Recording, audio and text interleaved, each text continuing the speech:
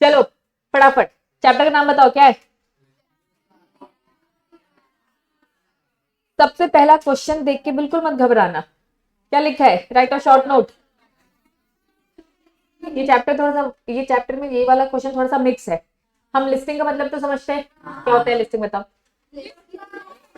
List होना main stock exchange में, SME में, है ना, इन्वेंटर ग्रोथ प्लेटफॉर्म में, ठीक है। तो अलग अलग एरियाज है जहां लिस्ट होते हैं। इन्होंने कहा टाइप ऑफ लिस्टिंग, इन्होंने क्या बताया, एक इनिशियल लिस्टिंग होती है। इनिशियल लिस्टिंग मतलब आईपीओ होती है, ठीक है। जो भी पब्लिक इश्यू लेकर आएगा, एफपीओ लेकर आओगे, लिस्टिंग होगी। राइट शेयर एग्जिस्टिंग को, बोनस, फिर क्या लिखा है, मर्जर अमलगमेशन करते हो, एक कंपनी उठ के दूसरी कंपनी के साथ मिक्स हो गई, तो इस कंपनी के शेयर तो किसी काम के नहीं है। इन शेयर होल्डर को दूसरी कंपनी के शेयर्स मिलेंगे, उसे भी क्या करना पड़ेगा, लिस्ट। एक्चुअल में एक चैप्टर है, चैप्टर 4 आईसीडीआर चैप्टर, जिसमें आपको कैसे लिस्ट किया जाता है उसकी पूरी प्रोसेस बताई जाती है। इशू अलग अलग टाइप के होते हैं। हम टाइप ऑफ इशू तो जानते हैं ना बच्चा, कि आईपीओ होता है, एफपीओ होता है, राइट इश्यूज है। बस उन्होंने उसी को क्या बोल दिया, अलग अलग टाइप से बता दिया। तो ये सिंगल बस इस चैप्टर का नहीं है, ये 2 चैप्टर का मिक्स है। क्या बात समझ में आई। चलो नेक्स्ट क्वेश्चन बच्चा रीड करो, तुम लोग खुद रीड करोगे।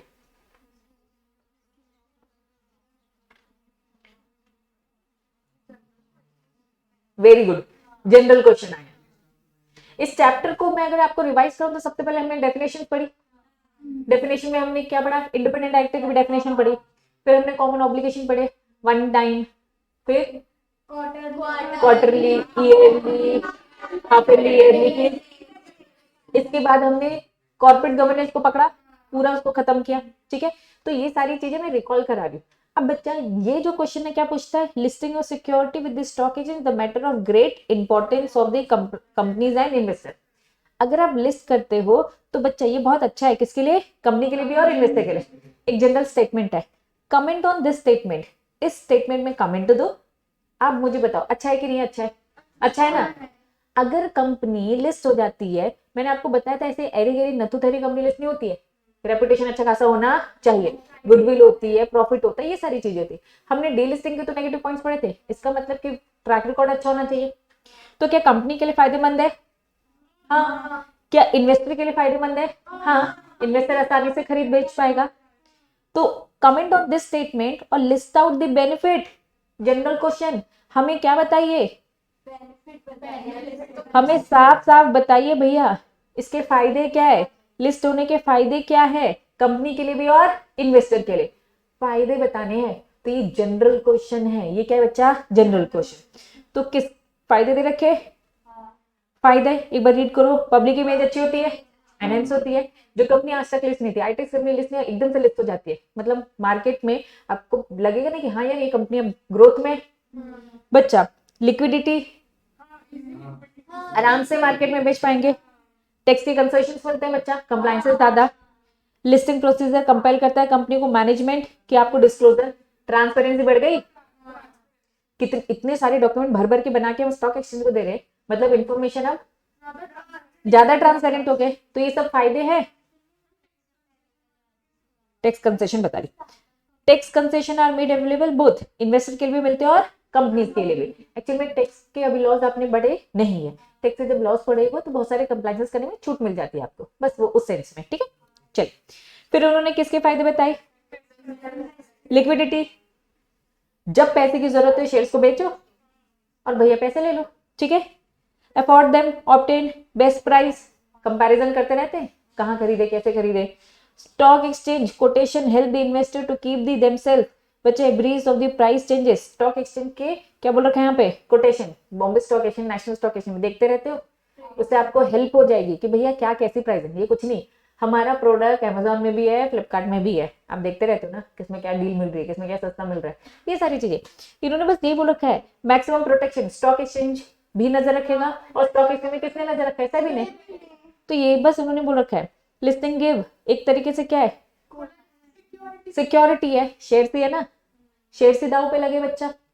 लिस्टिंग इज ऑल्सो फायदेमंद है किसके लिए, इनकम टैक्स सेल्फ, इन्होंने कहा इन्वेस्टर के लिए भी और कंपनी के लिए। इन शॉर्ट बस मैं यही कह रही हूँ, ये एक जनरल क्वेश्चन है और इस जनरल क्वेश्चन का जवाब भी क्या है, जनरल। आज समझ में आई। नेक्स्ट क्वेश्चन बताओ क्या होता है मल्टीपल लिस्टिंग। एक से ज्यादा, मैं बॉम्बे स्टॉक एक्सचेंज में भी और नेशनल स्टॉक एक्सचेंज हो सकती हूँ ना। ये अलग से इन्होंने कहीं बताया आपको? ये सब जनरल क्वेश्चंस पूछ रहे बच्चा। आईसीडीआर में तो कवर हो ही जाएगा, मिक्स है ये, आईसीडीआर में भी कवर हो ही जाएगा। मैं कह रही हूँ जरूरी नहीं आईसीडीआर में, दूसरे चैप्टर में कहीं कवर हो जाएगा। बी पार्ट है आपका, बी पार्ट है उसमें भी कवर हो सकता है, लेकिन मैं कह रही हूँ ये जनरल बातें हैं, ये आप खुद जानते हो। क्या मल्टीपल लिस्टिंग वर्ड से नहीं समझ में आ रहा है? मल्टीपल जगह पे लिस्ट, देन क्या लिखा है? सेम। चलिए अब बताइए रेगुलेशन नंबर बता दोगे? सेम बातें लिखी हैं, एक एक वर्ड मैच करके देख लेना, सेम ही लिखा है, ठीक है। चलिए अब बताओ।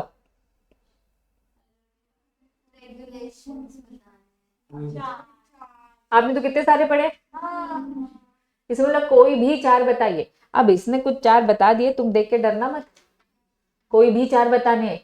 वन टाइम पढ़ा है, क्वार्टरली पढ़ा, हाफ ईयरली, ईयरली, रेगुलेशन है ना। एलओडीआर के रेगुलेशन, एलओडीआर के रेगुलेशन आपने तो भर भर के पढ़े हैं। रेगुलेशन नंबर 6 नहीं पढ़ा? 7, 8, 9 कुछ भी बताओ यार, कोई भी लिखा है ना, देखो यार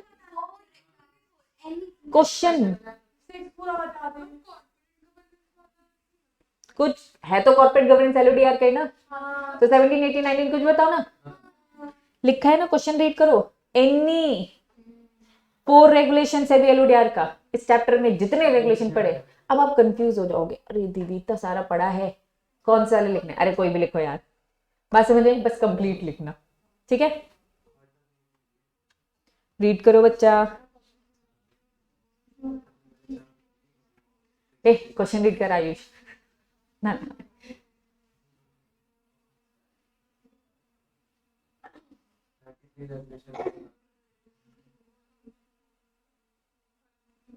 अब हमें रेगुलेशन नंबर 33 तो पता नहीं है, लेकिन उन्होंने फाइनेंशियल रिजल्ट को लेके कहाँ कवर था, देखो कहीं था कवर?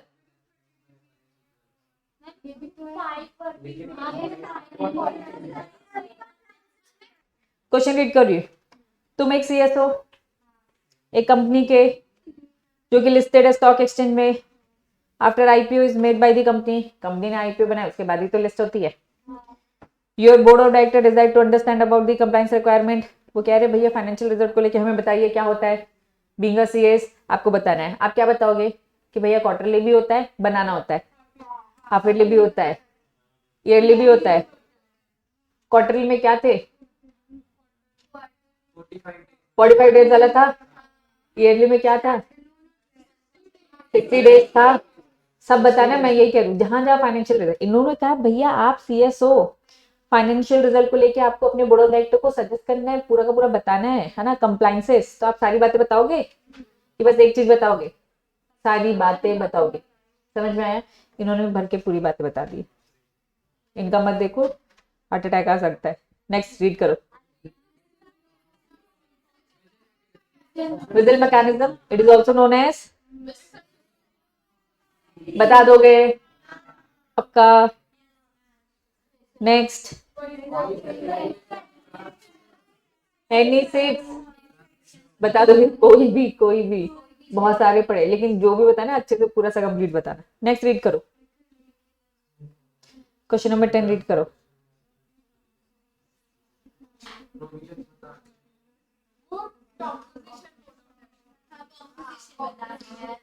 निखिल लिमिटेड एक लिस्टेड कंपनी है, कंफ्यूज है वो किस चीज को लेके? बोर्ड ऑफ डायरेक्टर के कॉम्पोजिशन। तुमको एडवाइस करनी है composition board of director as पर सेबी एलओडीआर। कंपनी सेक्रेटरी हो आप इस कंपनी के, your suggestion highlight the provision applicable. Board of director का कॉम्पोजिशन बता दोगे? क्या था? मिक्स था, एग्जीक्यूटिव और नॉन एग्जीक्यूटिव का मिक्स। फिर क्या था? मिनिमम एक विमेन डायरेक्टर भी तो मिनिमम नॉन एग्जीक्यूटिव डायरेक्टर था। ये सब लिखा है बच्चा, देखो ये लिखा है, हाँ ना। और क्या पढ़ा था? चेयरमैनशिप को भी लेकर था। जाओ कॉम्पोजिशन वाले में पहले पहुंचे, रुक जाओ पहले कॉम्पोजिशन वाले में पहुंचो। 154 पेज नंबर में मॉड्यूल में मिलेगा। इतनी सारी बातें लिखी है उन्होंने। हाँ हाँ हाँ। उसके बाद चेयरपर्सन को लेके दूसरे चेयरपर्सन का अलग सा है, उसने भी चेयरपर्सन को पूरा लेके बता दिया। फिर बोर्ड ऑफ डायरेक्टर में 6 डायरेक्टर आएंगे, भूल गए? वो टेबल बनी है ना बुक में, है ना, वो वाला चेयरपर्सन। फिर बोर्ड ऑफ डायरेक्टर में कितने होने चाहिए सबको? क्या 2000 की 1000? 2000। आपको 1000 की बात बताने की जरूरत नहीं है, आप 2000 बस बताएंगे। क्लियर है बच्चा? बता देंगे। कॉम्पोजिशन आप क्या बोल रही थी बच्चा? चलो नेक्स्ट क्वेश्चन रीड करो। कुछ पढ़ने को दिया था? हाँ, और बस नाम दे रखा है, उन्होंने कहा बना लेना बना लेना, अंदर कंटेंट तो पढ़ चुके हो ना? ठीक है पक्का? उन्होंने भी नाम दे रखे बस, ठीक है। नेक्स्ट पॉलिसी की पूरी लिस्ट है, ठीक है। नेक्स्ट रीड करो।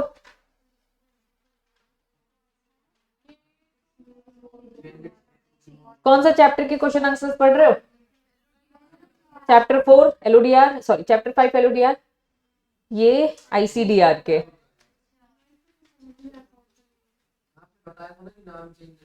हाँ मिक्स जाइए, ठीक है। देखो होता क्या है, ठीक है, ये मिक्स जाए यहाँ पे नहीं पढ़ा आपने, CSEET में नहीं, अभी चैप्टर 4 में पढ़ाऊंगे, एग्जीक्यूटिव चैप्टर 4 में पढ़ाऊंगी। अगर CSEET हुआ तो रिवाइज नहीं करवाती तुम लोगों से, लाइक अभी चैप्टर 4 में ये कवर हो जाएगा, ठीक है। ये इस चैप्टर का नहीं है, ये इस चैप्टर का नम्रति नारायण, बस नाम बताया था ना, ठीक है। यहाँ पढ़ाया था कि नहीं पढ़ाया था इस चैप्टर में?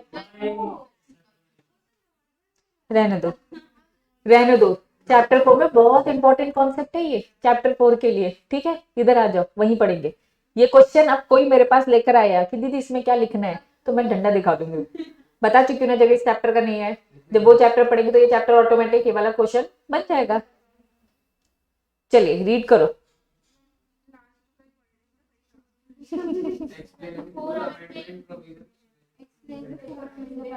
आज की क्लास में पढ़ा था इंडिपेंडेंट एक्ट के बारे में, क्या क्या पढ़ा था?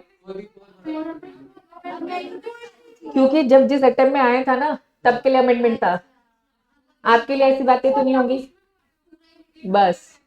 हाँ 1 महीने पहले अमेंडमेंट आया होगा उस टाइम पर। जैसे कि बच्चा ध्यान दो, बता रही मैं अभी दिसंबर अटेम्प्ट बाद सीधे क्वेश्चन आए हैं कि भैया इसको लेके एक अमेंडमेंट आया है, बता दीजिए। लेकिन क्या बच्चा आपके अटेम्प्ट में या आपके आने वाले 2 साल के बाद क्या ऐसे क्वेश्चन आएंगे कि अभी वाला अभी वाला अमेंडमेंट बताइए? जो 2022 में अमेंडमेंट आया है, तो वो 2022 के ही एग्जाम में पूछा जाएगा कि अभी लेटेस्ट अमेंडमेंट बताइए। क्या बात समझ में आई? तुम्हारे लिए तुम्हारा जो अमेंडमेंट होगा वो पूछा जाएगा। तो ये अभी आपके लिए अमेंडमेंट नहीं है, आपके लिए नॉर्मल इंडिपेंडेंट एक्ट के बारे में जो कुछ जानते हो वो है, ठीक है। Ensuring the independent spirit of the independent actor, their activity participation function, SEBI ने एक्सेप्ट किया many recommendation of the committee और उन सब से अमेंडमेंट लेकर आए हैं। अमेंडमेंट कौन कौन से हैं बताइए? ये सारी चीजें आप जानते हो बच्चा। एटलीस्ट एक विमेन इंडिपेंडेंट डायरेक्टर, ये हमने पढ़ा अमेंडमेंट में।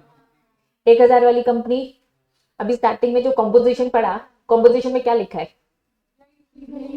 एक इंडिपेंडेंट डायरेक्टर विमेन होनी चाहिए, ये अमेंडमेंट से आया था, ठीक है। आज आपके लिए नॉर्मल है, लेकिन जब आया था वो क्या था?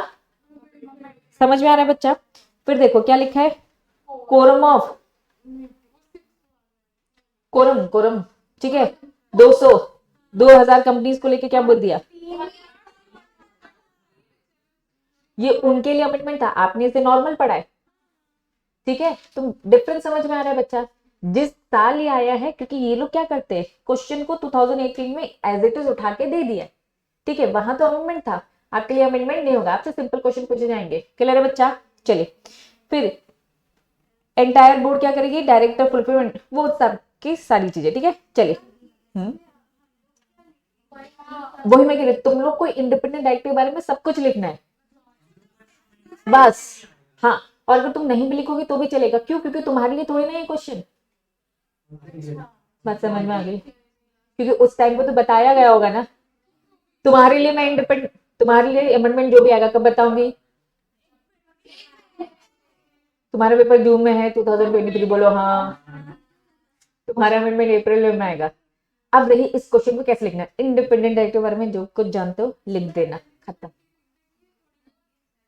यही लिखो ना। आओ, पहला वाला विमेन वाला लिखोगे, याद रखना हाँ। दूसरा कोरम वाला लिखोगे, याद रखना हाँ। ठीक है, तीसरा इसकी परफॉर्मेंस इंडिपेंडेंट क्राइटेरिया, ये तो चलो स्किप करो, ये वाला a person shall not independent director more than, ये भी पढ़ा था, ये वाला लिख लेना बस, और कुछ मत लिखना। ठीक है, लेकिन ऐसे क्वेश्चन आप में नहीं आएंगे, ये वाला क्वेश्चन नहीं आएगा, लेकिन अमेंडमेंट वाले आ सकते हैं, जो भी नया पढ़ाऊंगी, इंस्टीट्यूट की मर्जी। बढ़ो आगे, नालायक पढ़ो, ये वाला पढ़ो।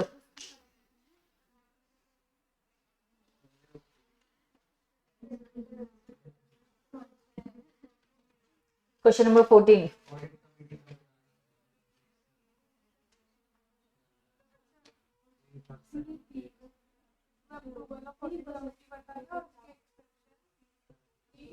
ऑडिट कमेटी का क्या बताना है?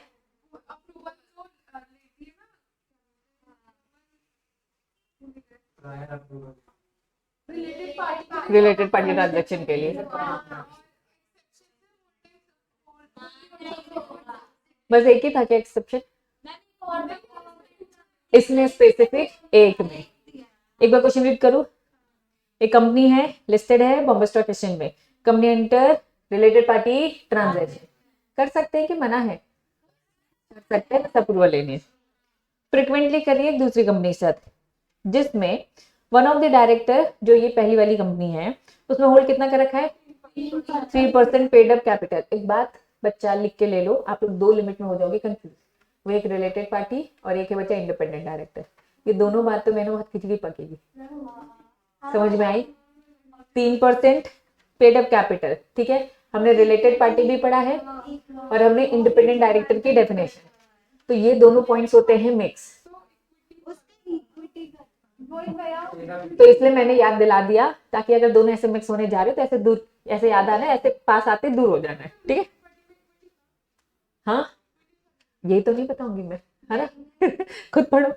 चलो बच्चा, वन ऑफ द डायरेक्टर है, वन ऑफ द डायरेक्टर है ना, दोनों कंपनी में क्या कर रखा है, जो एमएससी का था वो होल्ड करके बैठा है कितना? 3% paid up capital. Feel the getting, पहले तो ये देख लिया इतना इंपॉर्टेंट है भी कि नहीं, है ना, भी मैंने पूरा नहीं पढ़ा है, ठीक है। Feel that getting the approval, अब अप्रूवल लेना है क्या? ऑडिट कमेटी से।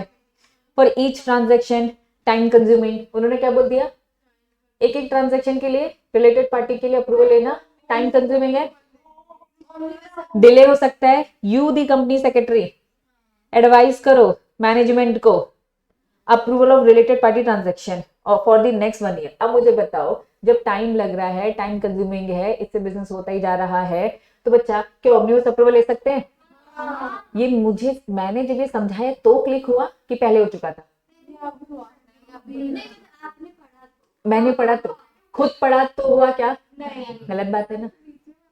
बस बस, नीचे वाले पढ़ने से आपको क्लिक हो जाता है, लेकिन फिर ऊपर एक बार पढ़ने का, कभी कभी अंदर भी तो छुपी रहती ना बातें। हमेशा इजी आएगा क्या नालायक को? तो बच्चा, मेरे पढ़ने के बाद आपको समझ में आया, खुद से भी आना चाहिए। जिनको खुद से आ गया वेरी गुड, ठीक है। तो अब ओमनिबस अप्रूवल पूछ रहे आपसे, ले सकते हैं? उसकी एक वैलिडिटी थी, इन्होंने बोला है कि अप्रूवल कितने के लिए लेना है? Next 1 year. कुछ एक अमाउंट तक का लेना था,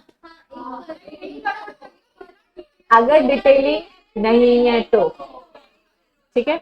चलो, फिर उन्होंने बोला है will your answer be different, आपका आंसर बदल जाएगा क्या अगर होली ओन सब्सिडी की बात हो रही है? उसे तो लेने की जरूरत ही नहीं है। क्या बात समझ में आई?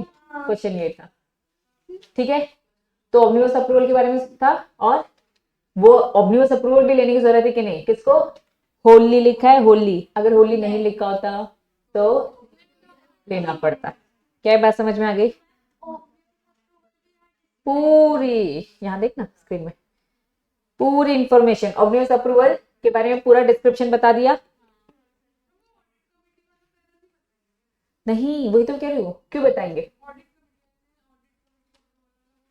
ऑडिट कमेटी तो ऑमनिबस अप्रूवल में दे रही है। अब तुम ऑडिट कमेटी के बारे में क्या बताने वाले थे, बताओ। एक लाइन में तो लिखोगे ना, ये तो एक लाइन में लिखोगे ना, ऑडिट कमेटी की अप्रूवल, खत्म एक लाइन में। उसके बारे में ज्यादा क्या लिखना है? ऑडिट सारे रिलेटेड पार्टी ट्रांजेक्शन के लिए हमें क्या चाहिए? ऑडिट कमेटी की अप्रूवल। ये एक लाइन में आ गया, 2 लाइन में आ गया ना। अब गिवन क्वेश्चन ऑब्लिगस के बारे में बोल रहा है, अब किसके बारे में बताओगे? किसी ने ऑडिट कमेटी के कॉम्पोजिशन की खिचड़ी पकाई, एक्स्ट्रा इन्फॉर्मेशन, तो मैंने पिटाई कर देनी। समझ में आया? तो ऑडिट कमेटी का लेना पड़ता है। ऑडिट कमेटी यहाँ पे ऑम्निबस देगा अगर लग रहा है रिपीटेटिव नेचर के ये वो। तो ये सारे पूरे पॉइंट्स पढ़े थे अपन ने, पूरे मॉड्यूल के एज इट इज है। अब इन्होंने बोला है 2 जगह मिलती है छूट, एक मिलती है 2 गवर्नमेंट कंपनी और होली ओल्ड। क्वेश्चन सब कनेक्ट करना, जो गिवन केस है वो कौन सा वाला अट्रैक्ट कर रहा है? होली। खत्म। क्वेश्चन से भी कनेक्ट करना है, बस प्रोविजन लीगल लिखकर आ गए, है ना, खुद मैम को पता चल जाएगा। पढ़ी लिखी होंगी मैम तो इतनी, ये मत सोचना, सब लिखना पड़ता है, नहीं तो 1 नंबर कट जाएंगे। क्लियर है? नेक्स्ट रीड करो, 2019 का है।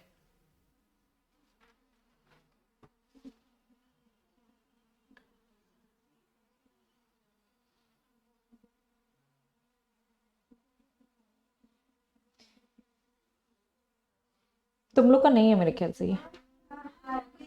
LODR तो है, देखना एक बार, देखो एक बार है क्या कुछ, मुझे तो क्लिक नहीं हो रहा।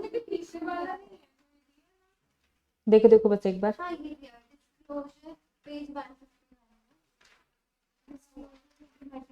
अभी इसे आउट ऑफ सिलेबस मान के चल रही हूँ। देखो होता क्या है, आपकी मॉड्यूल बदलती रहती है। जिस अटेम्प्ट में आया है तब मे भी इसके बारे में ज्यादा कंटेंट हो, फिर बाद में हटा दिया होगा, ऐसी सिचुएशंस भी होती है। लेकिन मैं फिर भी स्टिल पुराने मॉड्यूल में जाके इसे एक बार चेक करूंगी क्या कैसा है। अभी के लिए क्या ये आउट ऑफ सिलेबस, लेकिन हाँ इसको मैं एक बार चेक करूंगी। क्लियर है? चलिए नेक्स्ट में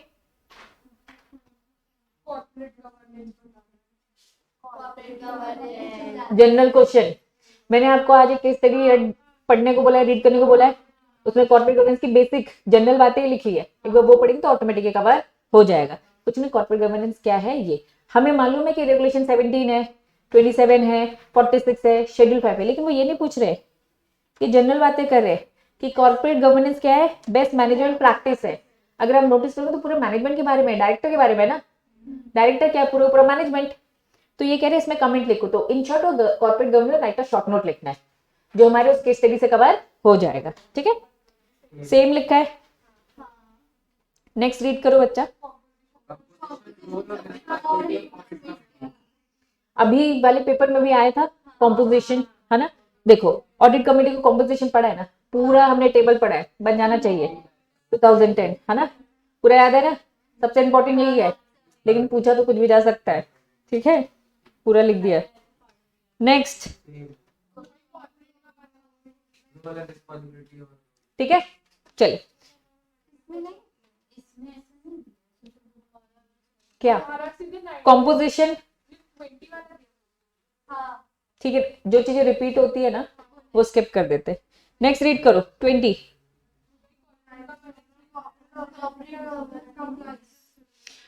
good governance capital market has always been high agenda of the SEBI. फिर से बच्चे ये जनरल क्वेश्चन है, सेबी का क्या है काम? Good governance in the capital market always be high agenda of the SEBI. SEBI हमेशा चाहते हैं कि गवर्नेंस क्या, गुड गवर्नेंस, मतलब पूरा मैनेजमेंट। जनरल क्वेश्चन है बच्चा, ये फिर से बोल वही बोल, कॉर्पोरेट गवर्नेंस का जो पैराग्राफ पढ़ोगे ना किस तरह से इनडायरेक्टली कवर हो जाएगा। इसलिए मैंने कहा था वो रीड करना मतलब इंपॉर्टेंट है, ऐसे नहीं कि छोड़ दिया। लास्ट की केस स्टडीज पढ़ोगे ऑटोमेटिक कवर हो जाएगा, जनरल बातें लिखी है उसमें भी सेम, लेकिन किसको specific? Compliance officer. Very good, सब सब सब ठीक है। नेक्स्ट रीड करो।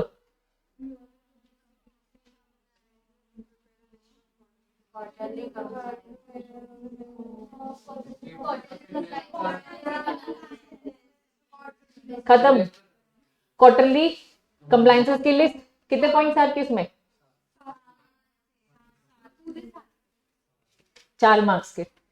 ट्राई करना स्टार्टिंग वाले तो लिख ही देना, छोड़ने का भी अगर स्कोप सोचते हो तो हमेशा कौन सा वाले छोड़ना? लास्ट वाले। स्टार्टिंग का ना थोड़ा सा मैचिंग किया जाता है, उसके बाद फिर बस रीड करते। ठीक है, चलिए नेक्स्ट।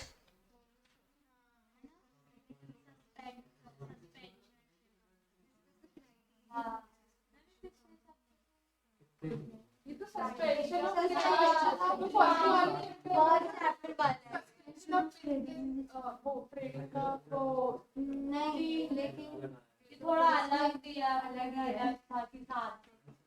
बॉम्बे स्टॉक एक्सचेंज क्या कर रहा है? स्टॉक एक्सचेंज सस्पेंड कर रहा है किसकी ट्रेडिंग को?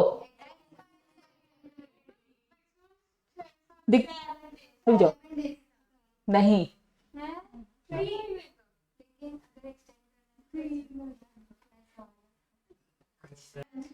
क्या लिखा है? बॉम्बे स्टॉक एक्सचेंज ने, उसके पास एक कंपनी थी XYZ लिस्ट थी, ठीक है, उन्होंने कुछ वॉयलेशन किया लिस्टिंग एग्रीमेंट का। कंपनी हैज नाउ क्या कह रहा है? कंप्लाइड दी लिस्टिंग रेगुलेशन रिक्वायरमेंट। सेबी ने एक सर्कुलर दिया, regulation discuss the criteria suspend करने के, ठीक है। अब देखो यहाँ पे जो आंसर्स दे रखे हैं बच्चा, सस्पेंशन ऑफ द ट्रेडिंग, एक बार बस रीड कर रही हूँ। Fail to comply, failure to comply, failure to comply. बच्चा बहुत जनरल क्वेश्चन है, इन्होंने क्या बोल दिया? क्वेश्चन बोल रहा है रेफर दी सेबी सर्कुलर, क्योंकि जब ये पेपर हुआ होगा तब एक सर्कुलर आया था, उस सर्कुलर को बताइए। तो आप पे क्वेश्चन एप्लीकेबल नहीं होता। तुम्हारे लिए थोड़ी ना उस टाइम पे कौन सा सर्कुलर आता है। बच्चा आपने 50 बातें पढ़ ली है और 2 चीजें न्यू आई है, तो आपको पता रहेगा ना क्या नया है। अभी आपके लिए तो पूरी 52 बातें सेम पुरानी बातें, तो ये अमेंडमेंट वाले, सर्कुलर वाले, तुरंत वाले ऐसे क्वेश्चंस मैं बस आपको ये बताना चाहती हूँ, आपके भी एग्जाम में आएंगे। जो बिल्कुल इमीडिएट जो चेंजेस होते हैं ना, वो ऐसे ही बनकर आते हैं, जो आप में भी आएंगे, जो हम एंड में ही पढ़ेंगे, जब आएंगे तभी तो पढ़ेंगे। क्लियर बच्चा? यहाँ पे पूरा क्वेश्चन बैंक होता है कंप्लीट। क्या ये करना है? नहीं करना, मैं ये कहना चाहती हूँ, ठीक है। ये वाला क्वेश्चन नहीं करना है, क्योंकि तुम्हें क्या मालूम साइड का सर्कुलर, ठीक है। तो यहाँ पे पूरे क्वेश्चन होते हैं बच्चा ओवर।